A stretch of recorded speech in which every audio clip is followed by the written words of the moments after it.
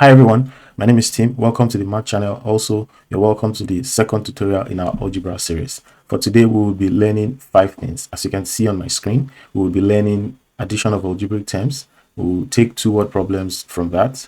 Also, subtraction of algebraic terms, and we will be solving 2 application problems. And then finally, we'll get a couple practice exercises to do at your own time. So let's talk about addition of algebraic terms. Like we learned earlier, an algebra is usually defined as a letter that we do not know its value, and definitely because of that, it's most likely we'll be having a coefficient. Even when the coefficient is 1, it's still a coefficient, even though you cannot visibly see it. So for example, when we say x by itself is alone, but it definitely has a 1 behind it, and that's because that one, even though it's not visible, it's there. It's 1x, but you can also say that there's a coefficient x behind, there's a coefficient 1 behind it. So going forward, adding of algebraic terms could be this: x plus x plus x. And if you want to add algebraic terms, all you just need to do is, if they are the same expression, of course, if they are similar terms, right, all you need to do is count the number of x's, and that will be x, 1, 2, 3. So that would give us 3x. In another case, we could have several terms or several alphabets, as we normally do in algebra. And if you want to evaluate this, it would be x plus x, and that's 2x. Y is a totally different letter from x, so you definitely cannot add that. You just have to write that, right? So this will be your final expression for the evaluation of this, right?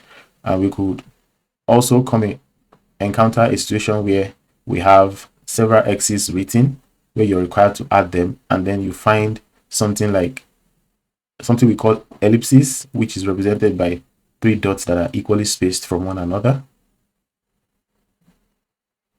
m times. So what this means is you count the number of x's, and since it's telling you right here that it occurs m times, that means the answer to this would be equal to mx. And if we think about that, just the same way that we added 3 x's here, 1, 2, 3, to give us 3x, the same way we're adding x plus x plus x, even though the number of x's actually continue, right, which is indicated by the ellipses, right? We say that this evaluates to mx, which is x occurring m times. I hope you understand that. If you do not understand that, please drop a comment in the comment section and I can re-explain.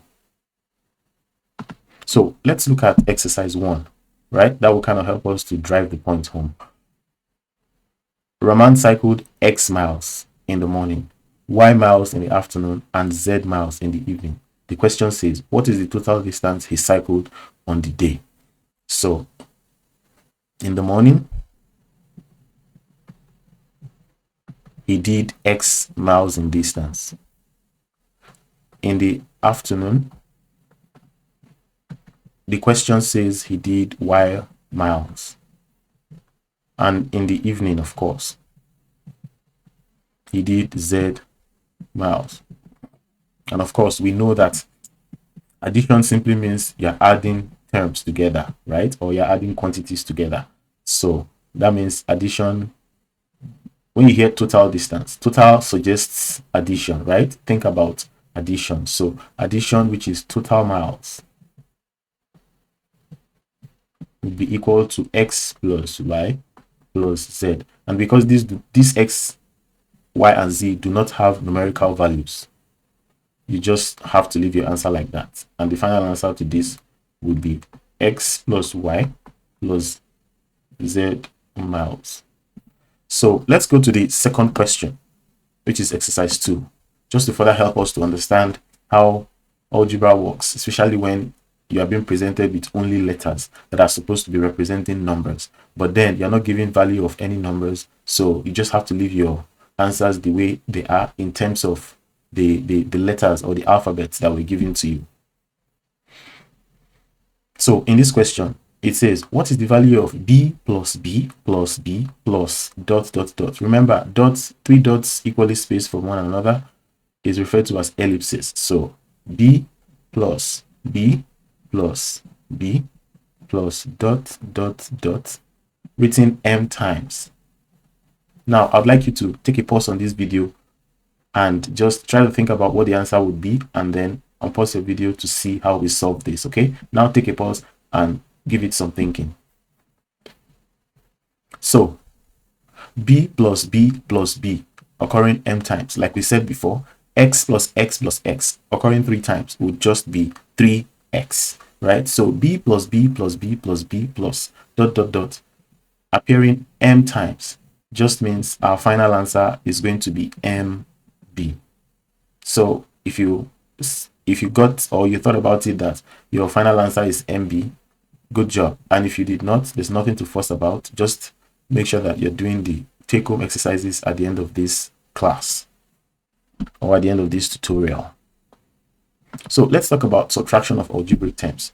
So it's very common for you to see, and just to keep things simple, right, we will be saying our case 1 is x minus y. And this simply means that if we have two terms and they have a numeric value, or they are assigned a number, right, and you're expected to evaluate x minus y, all you need to do is subtract the second number from the first number.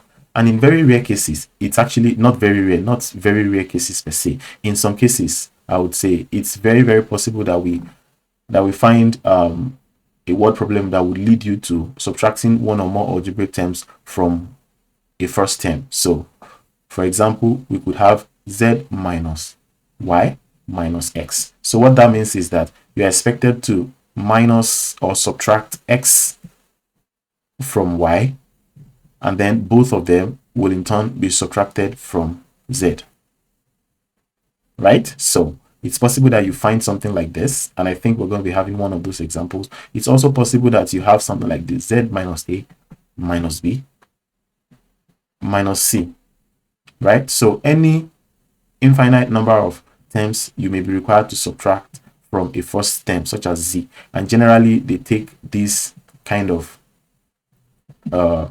expression, right? So what that means here is that you will decide to take a from z, and then whatever answer you get for that, or whatever result you get from that, you take b from it, and then again you minus c from it. So generally that's how case 2 works out. So let's just take an example so that we are able to kind of understand better.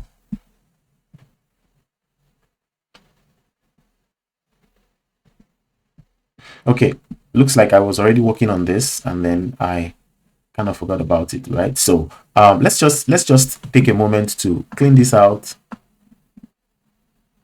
and then we will solve it. We will solve it afresh.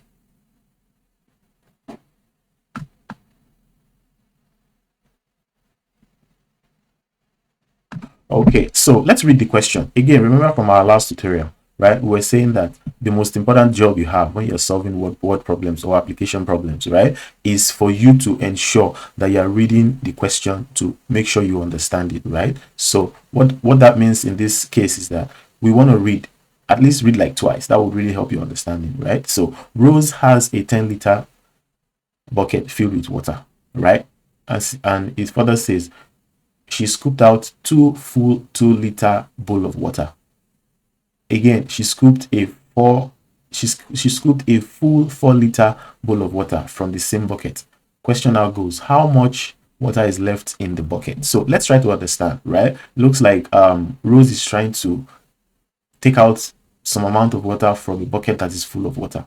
So Rose bucket is equal to 10 liters of water. So now she has taken out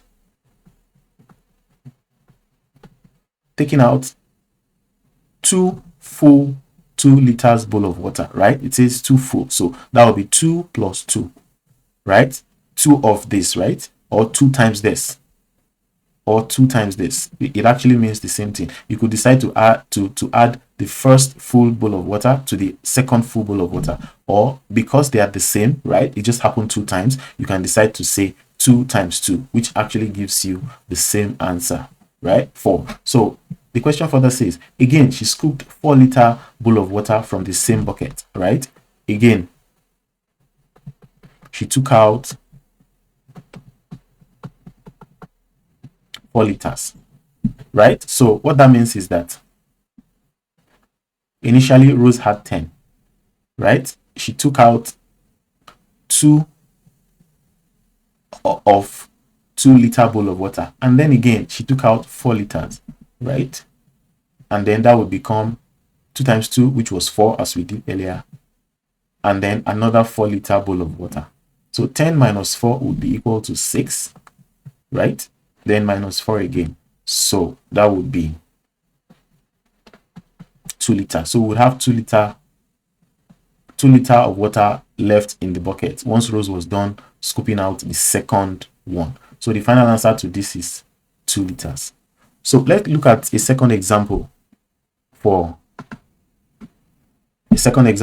subtraction. So there's this very popular type of question that you will definitely come across at least once while you're learning algebra, and that's why I decided to talk about it in this tutorial. So there's something we call profit, right? When you are into business, or when you are doing some kind of selling and buying, right? When you want to make profit on a particular thing or a particular item that you had bought in time past, right? You need to consider the amount that you bought it, right? And that amount is known as the selling price, right? And that amount is known as the cost price, pardon me. So the cost price is equal to amount an item is bought. The selling price is equal to an amount an item is sold. An item is sold, excuse me. An amount an item is sold. So if you want to make some money, you want to be sure that the amount you're selling that item is more or is greater than the amount you had bought the item. So that's why we have that formula, profit, which just means making money. Sometimes some textbooks will refer to profit as gain, right? And that's equal to the selling price minus the cost price. So in this situation, if you want your profit to be more, which means you want your profit numbers to be positive, then definitely the first number that is occurring in this expression must be greater than the first number that is the second number that is occurring in that expression. So I'm just going to quickly erase this so that we can use this knowledge that we've just acquired to solve this problem.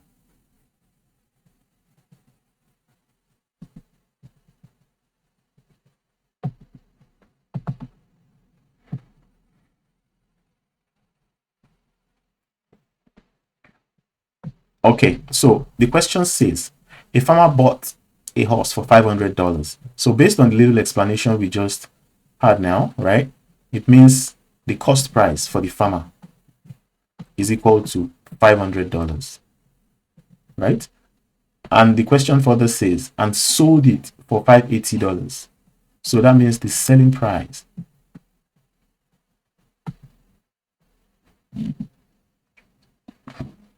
$580. So how much did he gain? Remember the formula we just had, right?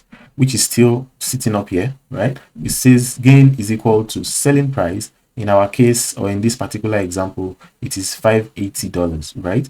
Minus the cost price, which is $500. So 580 minus 500, that's pretty simple. That would be $80, right? So the farmer made a profit or a gain of $80. So that's actually quite simple once you really know and understand the formula. So the farmer made a profit of $80.